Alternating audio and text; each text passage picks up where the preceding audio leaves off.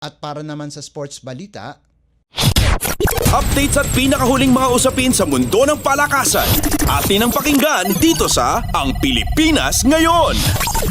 nakopo ng mga Batang Gilas Pilipinas 3-on-3 players ang kanilang kauna-unahang titulo sa 2024 FIBA 3-on-3 Under-23 Youth Nations League na ginanap sa China.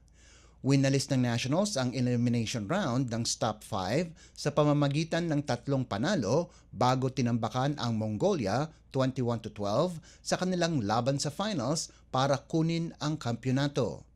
Malaking panalo ito para sa mga Pilipino dahil pakay sana ng Mongolia na kunin ang kanilang ikatlong titulo sa torneo pagkalipas pagharian ang stop 1 at stop 2 habang nagtapos sa ikalawang pwesto sa dalawang susunod na stop.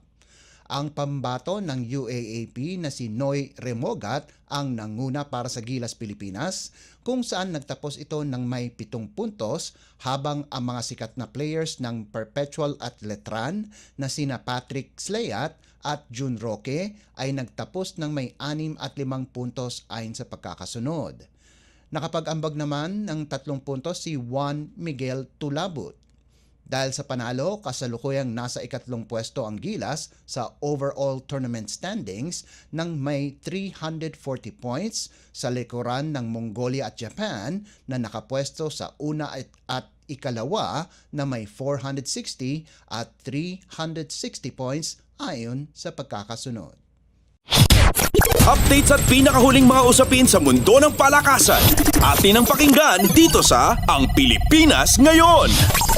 Kinumpleto ni dating Ateneo de Manila University star Dave Ildefonso ang listahan ng Strong Group Athletics Pilipinas na sasabak sa 43rd William Jones Cup sa susunod na buwan na gaganapin sa Taipei, Taiwan. Sinamahan ni Ildefonso sina Kiefer Ravena, Angelo Kawami, Ren Zabando, Jordan Heading at RJ Abarientos. Kasama din sa koponan sina DJ Fener, Chris McCullough, Kailan Chongson at Tahuan Agi at mga bagitong players na sina Jonathan Manalili, Allen Liwag at Tony Inot. Si Charles Chu ang inatasan na magmamando ng koponan na lalahok sa torneo mula Hulyo 13 hanggang 21. Sinabi ni Ildefonso na malaking pribilehiyo ang kumatawan ng bansa at intensyon niyang kunin ang pagkakataon na ganito kapag ibinigay sa kanya. Pagkatapos ng kanyang karera sa Blue Eagles, naglaro ng 2 season si Ildefonso sa Korean Basketball League sa koponan ng Suwon KT kung saan nakapaglaro siya ng 44 na laban. Sa Strong Group, makasama muli ni Ildefonso ang kanyang dating teammate sa Ateneo na si Kawame kung saan nakopo nila ang kampyonato sa UAAP Season 85 Men's Basketball Tournament. Samantala, sinama din ng Strong Group si Manalili ng Letran at mga players ng College of St. Benilde na sina Liwag at Inot. Ang 6-foot Cebuano guard na si Manalili ay nakagawa na din ng ingay sa larangan ng basketball. Ang 19 anyos na si Manalili ay ang NCAA Season 99 Juniors Basketball Most Valuable Player kung saan pinangunahan niya ang Letran Squires sa 2 magkasunod na titulo. Sa kabilang banda, sina Inot at Liwag naman ay parte ng Strong Group Squad na nagtapos sa ikalawang pwesto nitong nakaraang 2024 Dubai Basketball International Tournament. Ayon kay Chu, hindi lamang mapaghahandaan ng 3 ang parating na NCAA Season 100 Tournament, subalit makakatulong din ito na malinang ang kanilang galing sa basketball. Updates at pinakahuling mga usapin sa mundo ng palakasan. Atin ang pakinggan dito sa Ang Pilipinas Ngayon.